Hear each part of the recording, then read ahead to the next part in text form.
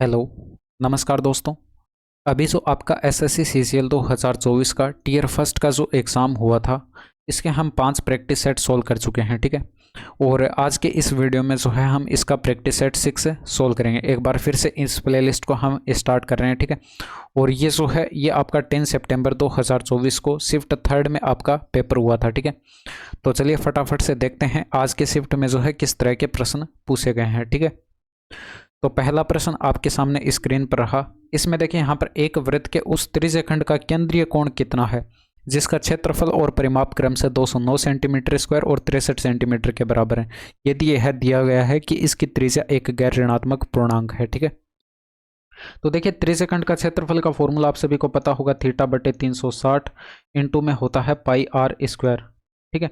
और यहाँ पर देखिए मैं क्या करूँगा, इस आर स्क्वायर यहाँ पर देखिए एक आर अलग कर लेंगे, इसमें 2 से ऊपर और नीचे गुणा कराएंगे और ये जो आर अलग किया था वो मैंने यहाँ पर मल्टीप्लाई में लिख दिया। ऐसा मैं कर सकता हूँ। ये क्षेत्रफल का फॉर्मूला जो कि आपको प्रश्न में बताया गया 209 सेंटीमीटर स्क्वायर, ठीक है। अब देखिए अगर आप इसमें ध्यान से देखें तो ये आपको दिखाई पड़ेगा यहाँ पर थीटा बटे 360 2 पाई आर, ये किसका फॉर्मूला है? ये चाप की लंबाई एल का फॉर्मूला है। और यहाँ पर देखिए ये आपको परिमाप बताया गया एल प्लस का 2r। देखिए परिमाप क्या होता है, यहाँ पर देखिए त्रिज्य खंड कुछ इस तरह से होता है। ये चाप की लंबाई एल, ये दो त्रिज्याएं होती हैं, यानी कि ऐड करें तो एल प्लस का 2r बनेगा, जो कि आपको यहाँ पर परिमाप कितना बताएगा 63 बताएगा। तो बराबर 63, इसको सिंप्लीफाई करेंगे तो एल बराबर कितना मिल जाएगा 63 माइनस का 2r मिल जाएगा। अब देखिए एल का मान आप यहाँ पर पुट कर दीजिए, इसमें यहाँ पर रखेंगे तो ये 63 माइनस का 2r हो गया और इसको r बट्टे 2 से हम गुणा कराएंगे, ये बराबर 209 हो जाएगा, ठीक है। अब देखिए यहाँ पर इसको सिंप्लीफाई करेंगे तो ये 63r हो जाएगा माइनस का 2r स्क्वायर और ये 2 के उधर गुणा करा देंगे 418 बन जाएगा। माइनस का चिन्ह कॉमन ले लें तो ये 2r स्क्वायर प्लस का आ जाएगा और ये माइनस का 63r आ जाएगा, ये माइनस में होगा जो कि इधर आकर प्लस में हो जाएगा, 418 बराबर 0। अब देखिए द्विघात समीकरण आपके पास बन चुके हैं।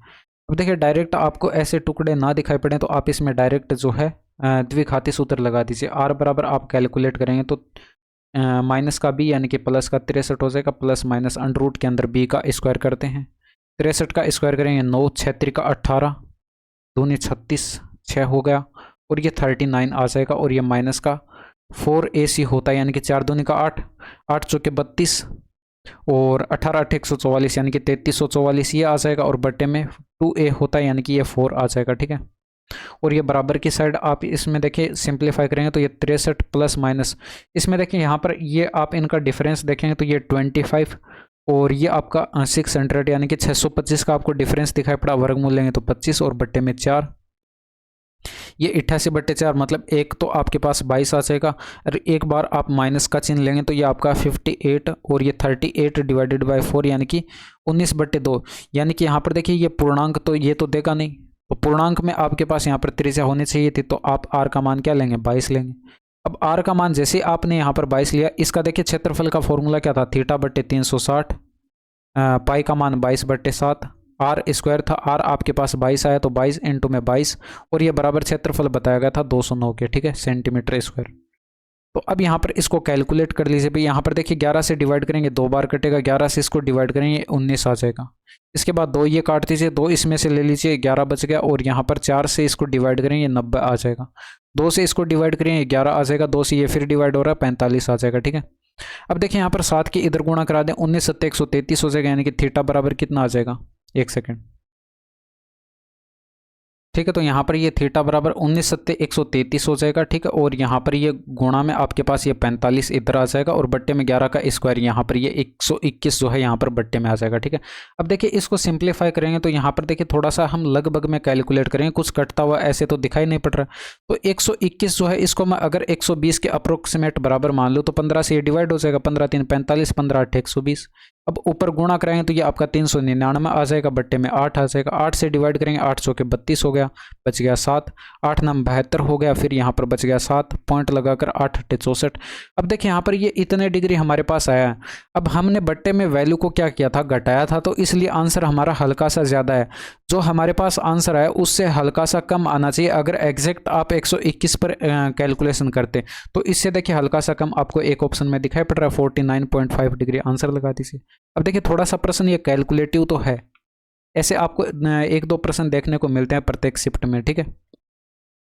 अब इसमें देखिए यहाँ पर यदि एक आदमी 10 लीटर दूध में 6 लीटर पानी मिलाता है और दूसरा आदमी 8 लीटर दूध में 4 लीटर पानी मिलाता है, दोनों मिश्रणों में दूध का अनुपात आपको बताना है। देखिए पहले आदमी की अगर बात करूँ तो यहाँ पर मिल्क और वाटर का रेशियो आप देखेंगे तो 10:6 यानी कि ये आपका 5:3 आ जाएगा, ठीक है। और दूसरे आदमी की अगर मैं बात करूँ तो मिल्क और वाटर का रेशियो देखेंगे तो ये 8:4 यानी कि ये आपका 2:1 आ जाएगा, ठीक है। अब देखिए इन दोनों मिश्रणों को अगर आप आपस में मिला दें तो यहाँ पर मिल्क का रेशियो आपको बताना है। तो पहले मिश्रण में देखेंगे तो टोटल 8 में से 5 यूनिट आपके पास मिल्क है, तो 5/8। इसके बाद दूसरे में देखेंगे तो यहाँ पर टोटल 3 में से 2 यूनिट आपके पास मिल्क है। तो यहाँ पर जो है इस तरह से आप लिख लेंगे। और इनको देखें यहाँ पर 8 और 3 का एलसीएम कितना होता है, 24 होता है। तो 24 से आप इसको मल्टीप्लाई कर दीजिए। 8×3 = 24, 5×3 = 15 आ जाएगा। और ये 8×3 = 24, 8×2 = 16 आ जाएगा, ठीक है। तो ये 15:16 जो है आपके पास मिश्रण में मिल्क का रेशियो आ जाएगा, ठीक है। इसमें देखिए दी गई अवधि के दौरान कंपनी द्वारा भुगतान की गई कुल एरियर की राशि, दी गई अवधि के दौरान भुगतान किए गए बोनस की कुल राशि का कितना प्रतिशत है, ठीक है। तो एरियर का देखना और बोनस का देखना। बाकी इंग्लिश वाले यहाँ पर इसको पढ़ सकते हैं वीडियो को पॉज करके, ठीक है। अब देखिए इसमें टोटल करेंगे तो ये आपका 6 3 9 9 18 18 8 26 5 31 का 1 आ गया, हासिल 3 आ जाएगी। ये 4×3 = 12, 5×2 = 10, 22 और 3 ये आपका 25 हो जाएगा। और बट्टे के अंदर ऊपर देखिए 2 0 भी आ जाएंगे। और यहाँ पर बट्टे के अंदर इनका टोटल करेंगे तो ये आपका 8 7 15 5 20 1 21 21 3 24 का 4 आ जाएगा। फिर हासिल ये आपके पास 2 आ जाएगी, 5×2 = 10 और 2 12 आ जाएगा। और आगे 2 0 आ जाएंगे, ठीक है। ठीक है, तो यही आपको बताना था कि बोनस का एरियर जो है ये कितना परसेंट है। तो आप गुणा 100 करा देंगे, 2 0 से 2 0 काट दीजिए। अब देखिए 251 में 124 का भाग लगाएंगे तो इसका 2 गुणा 248 यानी कि पूरा पूरा चला जाएगा। अब देखिए यहाँ पर देखिए 2 बार एक ही ऑप्शन में आपको दिखाई पड़ रहा है, पहली बार आपको 2 एक ही ऑप्शन में दिखाई पड़ रहा है, आंसर लगा दीजिए। इसमें देखिए एक दुकानदार किसी वस्तु के अंकित मूल्य पर 20% की छूट देता है और इस प्रकार 10% का लाभ प्राप्त करता है। तो वस्तु के क्रय मूल्य और अंकित मूल्य का अनुपात बताना। देखिए यहाँ पर डायरेक्ट आप कंसेप्ट याद रखिए, ठीक है। शॉर्ट ट्रिक है ये, इसकी कॉस्ट प्राइस और मार्क प्राइस का रेशियो कैलकुलेट करने की, ठीक है। तो 100 माइनस का आप करते हैं डिस्काउंट परसेंट और ये आप करते हैं 100 प्लस का प्रॉफिट परसेंटेज। तो ये आपका डायरेक्ट आंसर दे देता है, ठीक है। इनका अनुपात कैलकुलेट कर लेते हैं। तो 100 माइनस का डिस्काउंट परसेंट करेंगे तो ये आपका 80% आ जाएगा। और अनुपात 100 प्लस का प्रॉफिट परसेंट करेंगे तो यहाँ पर ये 110% आ जाएगा। तो परसेंटेज से परसेंटेज और 0 से 0 कट जाएगा, ये 8:11 आपके पास है, आंसर आ जाएगा, ठीक है, डायरेक्ट। इसमें देखिए निम्नलिखित में से किस वर्ष में पिछले वर्ष की तुलना में वृद्धि दर जो है सबसे अधिक है। और इंग्लिश वाले यहाँ पर इसको पढ़ सकते हैं वीडियो को पॉज करके, ठीक है। बाकी प्रश्न तो देखिए आपको कैलकुलेटिव दिखाई पड़ रहा है, ठीक है। बाकी देखिए यहाँ पर थोड़ा सा आप दिमाग लगाएंगे तो ऑप्शन में देखिए 4 ही डेटा दे रखे, हमें इन 4 ही डेटा पर काम करना है। 2019 का देखिए, 2016 का देखिए, ये आपका हो जाएगा। इसके बाद 2018 का ये हो जाएगा। इसके बाद 2015 का ये हो जाएगा। इन्हीं पर हमें काम करना है, ठीक है। तो 2015 के अंदर देखें तो पिछले वर्ष की तुलना में देख लीजिए कितने का इंक्रीमेंट दिखाई पड़ रहा है। देखिए 11 और ये 0.2 यानी कि 11.2 का आपको इंक्रीमेंट दिखाई पड़ा कितने पर, 72.6 पर। और गुणे 100 कर देंगे तो ये तो है 2015 के अंदर। इसके बाद इसी तरह से आप 2016 पर देखेंगे तो इसमें देखिए यहाँ पर कितने का इंक्रीमेंट दिखाई पड़ रहा है। तो ये आपका जो है 0.2 ये हो गया। फिर 16.6 यानी कि 16.8 का आपको यहाँ पर इंक्रीमेंट दिखाई पड़ा कितने पर, ये आपका 83.8 पर दिखाई पड़ा, ठीक है। और गुणे 100 कर देंगे इसमें भी। इसके बाद आप यहाँ पर देखिए 2018 में देखेंगे तो ये आपका यहाँ पर कितने का इंक्रीमेंट दिखाई पड़ रहा है 2017 के कंपैरिजन में। तो यहाँ पर आप देखेंगे तो 16 और ये देखिए 16 से 0.4 कम आपको दिखाई पड़ रहा है। तो ये 15.6 का आपको इंक्रीमेंट दिखाई पड़ रहा है कितने पर, 112.8 पर। और गुणा 100 इसमें भी कर देंगे। इसके बाद देखिए 2019 में आप चेक करेंगे तो 2019 में आप देखिए कितने का इंक्रीमेंट दिखाई पड़ रहा है। तो ये 6 और ये 0.2 यानी कि 6.2 का आपको इंक्रीमेंट दिखाई पड़ा कितने पर, 128.4 पर। और गुणे 100 कर देंगे, ठीक है। अब देखिए इसमें कैलकुलेशन में आपको थोड़ा सा दिमाग लगाना है। इसमें देखिए यहाँ पर पॉइंट से तो सभी जगह से पॉइंट कट ही जाएंगे, ठीक है। इसके बाद देखिए यहाँ पर आप 1120 में अगर आप ऊपर देखें तो 1120 में 726 का भाग लगाएं तो एक बार तो चला जाएगा। यानी कि 1120 में से आप 726 घटा के देखिए कितना बचेगा। तो 10 में से 6 गया, ये आपका 4 बच गया, और यहाँ पर 11 में से 2 गया, ये 9 बच गया, और ये 3 बच जाएगा। आगे एक 0 उतार लेंगे, ये आपका 3940 आ जाएगा। ठीक है, तो इसमें देखिए अगर इसका 5 गुना करेंगे तो ये 3500, 700 का 5 गुना करेंगे तो 3500, और 26 का 5 गुना करेंगे तो 130 हो जाएगा, यानी कि यहाँ पर चला जाएगा। ठीक है, तो ये ज़्यादा नहीं जा रहा, यानी कि 5 बार भाग चला जाएगा अप्रोक्सीमेट। ये 15 पॉइंट करके समथिंग इस तरह से आपके पास आएगा। ठीक है, अब इसी तरह से आप इसमें देखें तो 1680 में देखिए इसका भाग लगाएं तो ये आपका इसका 2 गुना करेंगे, 1638 का 2 गुना करेंगे तो ये 1676 आ जाएगा, जो कि यहाँ पर 1680 से कम है। तो यानी कि भाग यहाँ पर 2 बार चला जाएगा। इसी तरह से आगे एक डिजिट आएगा, फिर दशमलव आएगा, ऐसे ही आगे आपके पास यहाँ पर भाग जाएगा। ठीक है, 1560 में 1128 का भाग लगाएंगे तो इसमें एक बार चला जाएगा, एक डिजिट आएगा, फिर दशमलव का डेटा। ठीक है, अब इसमें देखिए ये तो आपका सबसे कम आएगा ही आएगा, क्योंकि ऊपर जो वैल्यू लिखी हुई है वो सबसे कम लिखी हुई है, और बट्टे में जो वैल्यू लिखी हुई है वो सबसे बड़ी लिखी हुई है। तो इसमें जब आप इसको सिंप्लीफाई करेंगे तो ये तो इनसे कम आएगा ही आएगा। ठीक है, तो ये तो आपको चेक ही नहीं करना था। अब देखिए सबसे ज़्यादा कौन सा होगा, 2016 का होगा, ये आपको डायरेक्ट दिखाई पड़ रहा है भाई। अगर आप यहाँ पर मिनिमम से मिनिमम 0 ले लें और यहाँ पर अधिकतम से अधिकतम 19 ले लें, तब भी आपके पास सबसे ज़्यादा कौन होगा, 2016 का होगा। ठीक है, तो यहाँ पर सबसे ज़्यादा किसका आएगा, 2016 का है। इसमें देखिए यहाँ पर ये दिया गया तो इसका मान बताना है। देखिए इस तरह के प्रश्न हमने काफ़ी बार सोल्व किए हैं। टेन थीटा का मतलब क्या होता है, साइन थीटा बट्टे कोस थीटा, और ये बराबर 3/7 आ जाएगा। और यहाँ पर देखिए साइन थीटा की जगह 3 रख दीजिए, कोस थीटा की जगह 7 रख दीजिए। तो ये 5 इंटू में 3 माइनस का 7 करेंगे, बट्टे में 5 इंटू में 3 प्लस का 2 इंटू में 7 करेंगे। तो देखिए ऊपर 15 में से 7 घटाएंगे, 8 बचेगा। बाकी यहाँ पर देखिए 15 प्लस 14 करेंगे, 29 बट्टे में आएगा। ठीक है, एक दिन में स्कूल में बिताए गए घंटों का प्रतिशत आपको बताना है। तो स्कूल का देखिए ऑरेंज वाला है, इंग्लिश वाले यहाँ पर देख सकते हैं। ठीक है, इसमें देखिए यहाँ पर ये 6 जो है ये बाकी सभी का कितना परसेंट है, तो 6 4 10, और ये 10 और ये 24, यानी कि 6 जो है 24 का कितना परसेंट है टोटल का, यही आपको कैलकुलेट करना था। तो 1/4 आएगा, और 1/4 का मतलब 25% होता है। इसमें देखिए इसका मान ज्ञात करके बताना है। इसके लिए भी कंसेप्ट मैंने आपको बता रखा है। देखिए यहाँ पर इनका सम, एंगल का सम देखिए 90 डिग्री बन रहा है, यहाँ पर भी 90 डिग्री बन रहा है। तो कंसेप्ट मैंने आपको क्या बताया था कि साइन ए बराबर होता है कोस बी के, यदि यदि यहाँ पर a प्लस का b जो है ये बराबर क्या हो, 90 डिग्री हो, यानी कि एंगल का सम जो है वो 90 डिग्री होना चाहिए। तो यहाँ पर देखिए इनका सम 90 डिग्री बन रहा है, आपस में बराबर होंगे तो इनको काट दीजिए। बचा क्या, यहाँ पर 3/5, यहाँ पर 2/5, ऐड करेंगे तो 5/5 बनेगा, यानी कि एक आपके पास आंसर आ जाएगा। अब इसमें देखिए यहाँ पर ये आपको 7 अंकों की एक ऐसी संख्या दे रखी है जो 8 और 5 दोनों से विभाज्य है। तो क्रमशः स्टार और हैश के स्थान पर कौन से अंक आने चाहिए।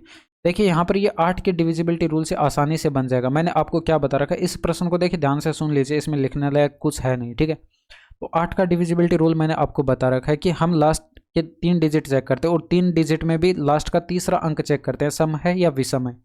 देखिए सम है तो लास्ट के 2 अंक डायरेक्ट जो है 8 से विभाज्य होने चाहिए। अगर विषम है तीसरा अंक, तो लास्ट के 2 अंकों में हम प्लस का 4 करके चेक करते हैं, 8 से डिवाइड होना चाहिए। ठीक है, तो यहाँ पर देखिए ये सम अंक है, तो यहाँ पर लास्ट के 2 अंक जो भी रहे होंगे वो डायरेक्ट 8 से विभाज्य होने चाहिए। तो यहाँ पर देखिए स्टार पहले जो लिखी हुई है ये वैल्यू जो है ये स्टार की वैल्यू है, और ये जो बाद में लिखी हुई है ये वैल्यू हैश की वैल्यू है। तो यहाँ पर देखिए 20 रखेंगे तो ये 8 से विभाज्य नहीं होगा, 50 रखेंगे ये 8 से विभाज्य नहीं होगा, ये आपका 0.5 ये 8 से विभाजन नहीं होगा, बचा एक ऑप्शन। देखिए 4 और 0 रखेंगे स्टार और हैश की वैल्यू, तो यहाँ पर ये 40 8 से विभाज्य हो जाएगा। डायरेक्ट आंसर दिखाई पड़ रहा था अगर कंसेप्ट पता था तो।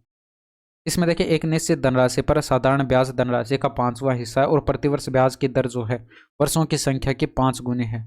यानी कि यहाँ पर ब्याज की दर रेट ऑफ इंटरेस्ट जो है वर्षों की संख्या की क्या है 5 गुनी, यानी कि टी अगर टाइम है तो उसका 5 गुना रेट ऑफ इंटरेस्ट हो जाएगी। ठीक है, और साधारण ब्याज जो है वो प्रिंसिपल का 5वां हिस्सा बताया गया, यानी कि प्रिंसिपल अगर हम पी मान ले तो उसका 5वां हिस्सा p/5 हो जाएगा। ठीक है, सिंपल इंटरेस्ट है ये साधारण ब्याज। ठीक है, SI सिंपल इंटरेस्ट।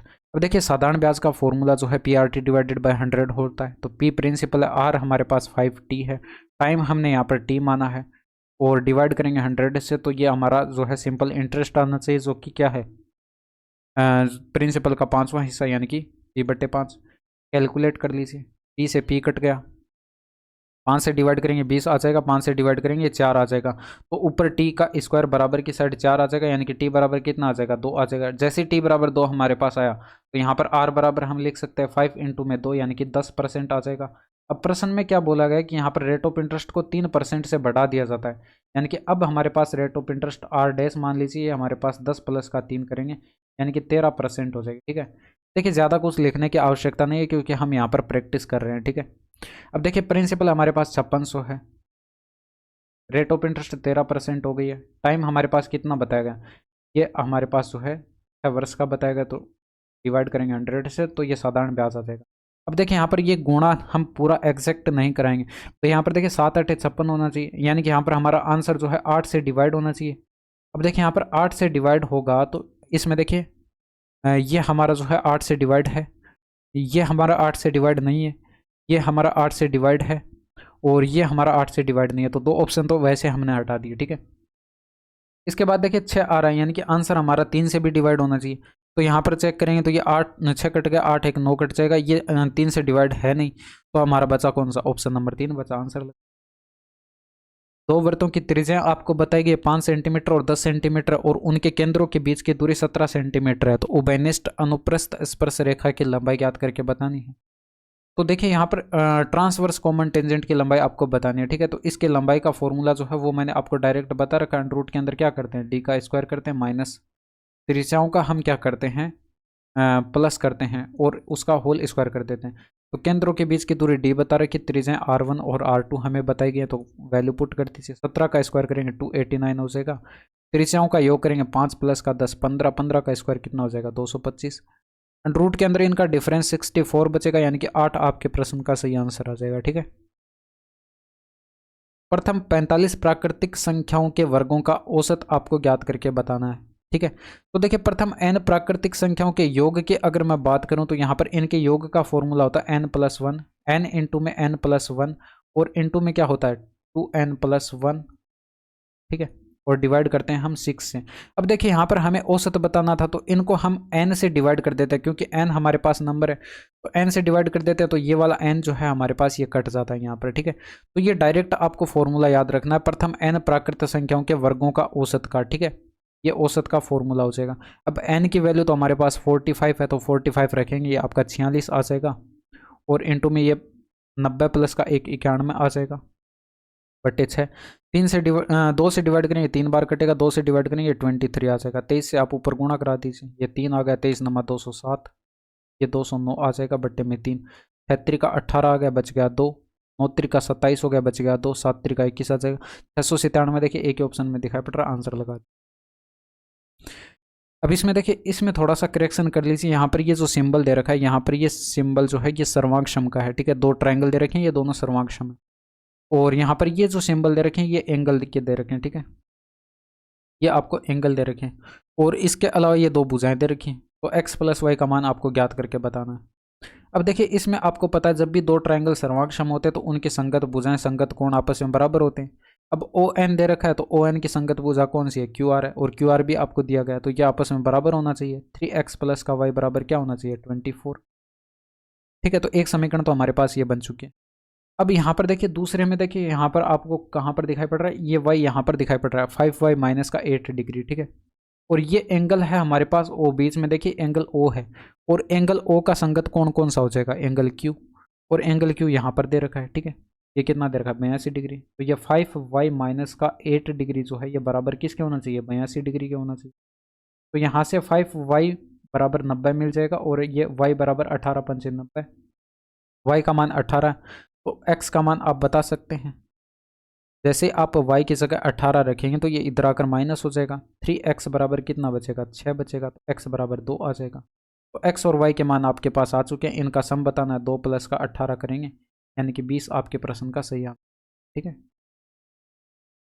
स्थिर जल में एक नाव की चाल 18 किलोमीटर पर आवर और धारा की चाल 3 किलोमीटर पर आवर है, वह धारा के अनुकूल 105 किलोमीटर की दूरी तय करने और वापस आने में कितना समय लेगी।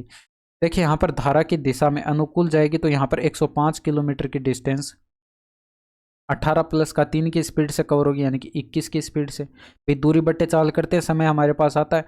इसी तरह से 105 वापस आएगी, और वापस आते समय एक 18 माइनस का 3 यानी कि 15 किलोमीटर पर आवर की स्पीड से आएगी, तो ये भी टाइम आएगा। 21 पंच 105, 15 सत्ते 105, यानी कि 12 घंटे आपके प्रश्न का सही आंसर आता है। ठीक है।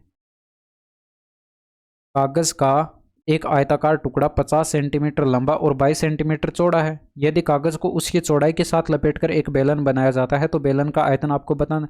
देखिए यहाँ पर इस चौड़ाई के साथ इसको लपेटा जाएगा, तो यहाँ पर जो है ये बेलन जो है इसमें जो इसकी चौड़ाई है ये परिधि में आ जाएगी, और यहाँ पर इसकी लंबाई जो है ये हाइट में आ जाएगी 50। ठीक है। तो परिधि का फॉर्मूला क्या होता है ये आपको पता है, 2πr होता है, इंटू में 22/7 इंटू में r, और ये बराबर परिधि हमारे पास 22 है, तो 22 से 22 कट जाएगा, r बराबर कितना मिल जाएगा 7/2। अब देखिए इसका आयतन बताना, πr² h इसका आयतन होता है, h हमारे पास हाइट कितनी है 50 है, तो 22/7, r हमारे पास 7/2 इंटू में 7/2, हाइट 50, कैलकुलेट कर लीजिए। 7 से 7 कट जाएगा, 2 से डिवाइड करेंगे 11 आएगा, और 2 से डिवाइड करेंगे 25 आ जाएगा। ठीक है। तो चाहे तो आप 11 का डिविजिबिलिटी रूल भी लगा सकते हैं, बाकी यहाँ पर कैलकुलेट कर लीजिए, आसान सी कैलकुलेशन है। 15 सत्ते 175 हो जाएगा, सॉरी 25 सत्ते 175 हो जाएगा, और ये आपका जो है 5 आ जाएगा, ये 12 का 2 आ जाएगा, 8 1 9 आ जाएगा, ये 1925 आपके प्रश्न का सही आंसर। ठीक है। 2018 और 2015 में निवेश का अनुपात क्या था? इंग्लिश वाले यहाँ पर पढ़ सकते हैं, बाकी यहाँ पर डेटा भी आपको क्लियर दिखाई पड़ रहा होगा। 2018 में देखिए, 2015 में तो ये आपका 60 और 70 के बीच में है, तो यानी कि 65 दिया गया, और 2015 में आप देखेंगे तो ये आपका 60 है, तो 65 और 60 का अनुपात आपको बता, तो ये 5 से डिवाइड करेंगे 13:12 जो है आपके प्रश्न का सही आंसर आ जाएगा, तो नंबर 2। देखिए 2018 का 2015 के साथ बताना, ये आपको ध्यान रखना है। ठीक। अब इसमें देखें यहाँ पर ये आपको समीकरण दी गई, और इसका मान आपको बताना है। थीटा का मान जो है 0 डिग्री से बड़ा है, 90 डिग्री से छोटा है।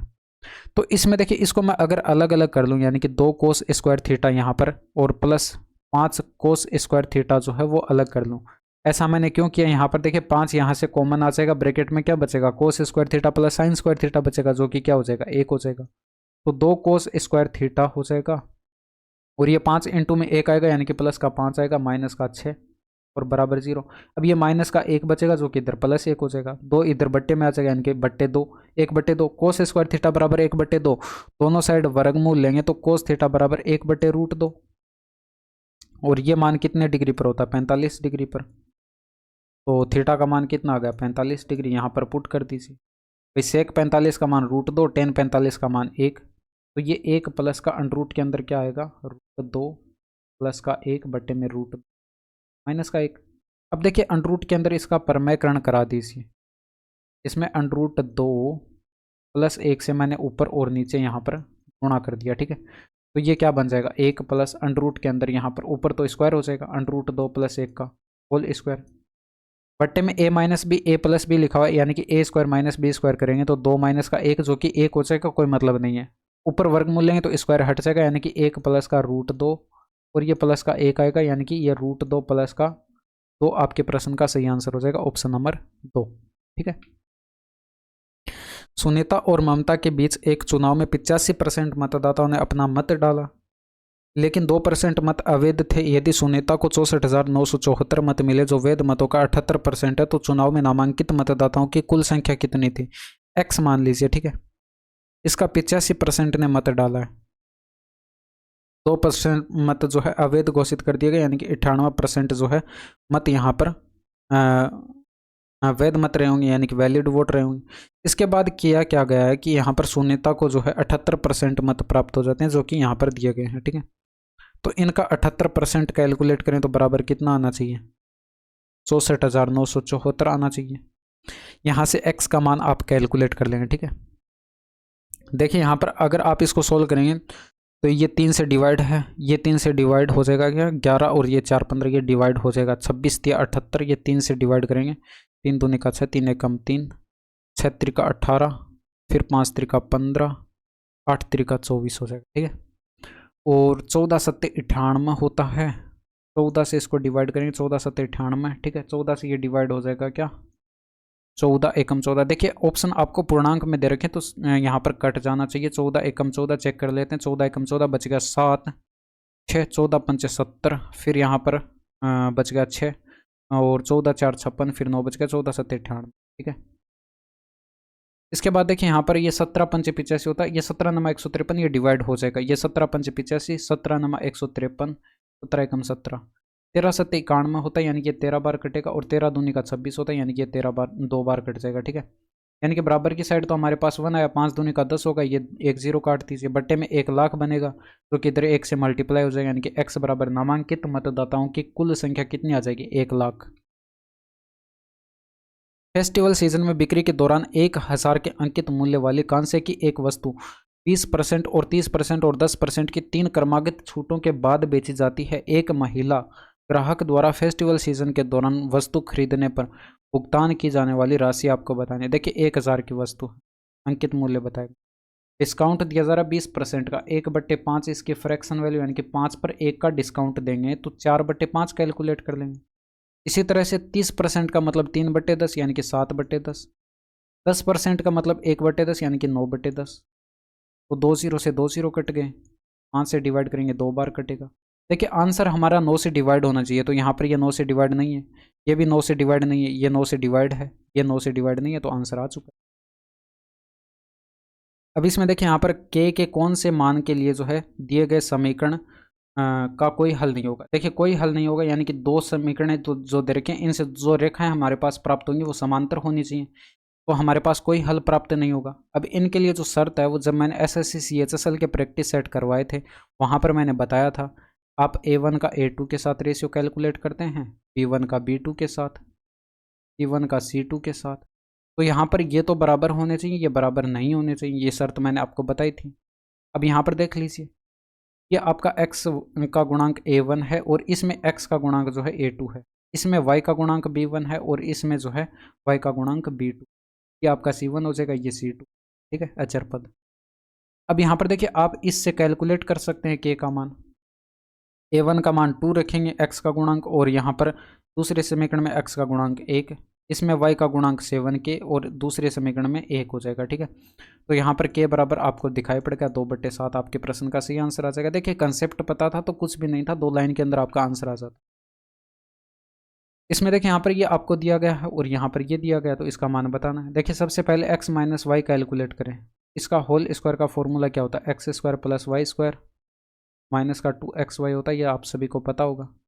तो यहाँ पर वैल्यू पुट कर दीजिए 280, इसका 2 गुना करेंगे, ये माइनस कर देंगे 230, तो ये आपका 40 बच जाएगा। x माइनस वाई बराबर बोथ साइड वर्गमूल लेंगे तो √40 आ जाएगा। इसी तरह से आप x + y का मान कैलकुलेट कर लीजिए, इसका होल स्क्वायर बराबर क्या होगा, x² + y² प्लस का 2xy हो जाएगा इसमें, तो ये बराबर ये 280 प्लस का इसका 2 गुना ये 240, यानी कि 400 और 120 यानी कि 520 हो गया। x + y बराबर वर्गमूल लेंगे, देखिए इसमें 13 चौके 52 होता है, यानी कि 40 × में 13 लिख सकते हैं, तो ये √13 × में √40 आप इसको लिख सकते हैं, दोनों साइड वर्गमूल लेंगे तो। अब देखिए आपको सिंपली करना क्या है, इसमें x माइनस वाई को डिवाइड करना था x + y से, तो x माइनस वाई √40 है और बट्टे में ये आपका जो है √13 × में √40 है, तो ये आपस में कट जाएंगे, यानी कि 1/√13 आपके पास आंसर बच जाएगा। यदि दो वृत्तों की एक उभयनिष्ठ बाह्य स्पर्श रेखा की लंबाई बताई गई 9 है और एक उभयनिष्ठ आंतरिक स्पर्श रेखा की लंबाई बताई गई 5 है, तो दोनों वृत्तों की त्रिज्याओं का गुणनफल आपको बताना क्या होगा।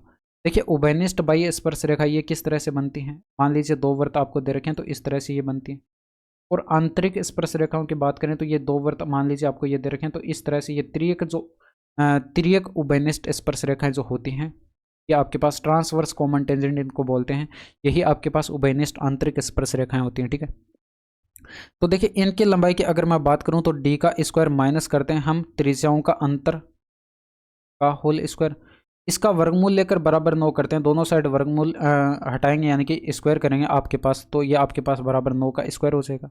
इसी तरह से इसमें करेंगे तो ये d² माइनस इसमें त्रिज्याओं का योग करते हैं और उसका स्क्वायर करके इसमें से माइनस कर देते हैं। लंबाई बताई गई 5, तो इसमें 5 का स्क्वायर हो जाएगा। ये 2 समीकरण आपके पास बनेंगे, इन दोनों को माइनस कर दीजिए, चिन्ह चेंज हो जाएंगे, तो ये आपस में कट जाएंगे। यहाँ पर ये आपका R1 + R2 का होल स्क्वायर बचेगा और यह माइनस हो जाएगा इसमें से R1 माइनस R2 का होल स्क्वायर बराबर 9 का स्क्वायर। 81 में से आप 5 का स्क्वायर 25 घटाएंगे तो ये आपका 7 में से 2 गया 5 बच गया, 11 में से 5 गया 6 बच गया, 56 आ जाएगा। ठीक है, अब देखिए इसका फॉर्मूला होता है हमारे पास, इसका फॉर्मूला क्या होता है 4R1 इंटू में R2, ये बराबर क्या होता है 4R1 इंटू में R2 बराबर 56। तो 4 से डिवाइड करेंगे 14 बार कट जाएगा, यानी कि त्रिज्याओं का गुणनफल कितना आ जाएगा R1 इंटू में R2 बराबर 14 आ जाएगा। यही तो हमें करना था, फिर त्रिज्याओं का गुणनफल आपको बताना था, यानी कि 14 आपके प्रश्न का सही आंसर हो जाएगा। इसमें देखिए पाइप P और Q एक पानी की टंकी को क्रमशः 10 घंटे और 15 घंटे में पूरी तरह भर सकते हैं।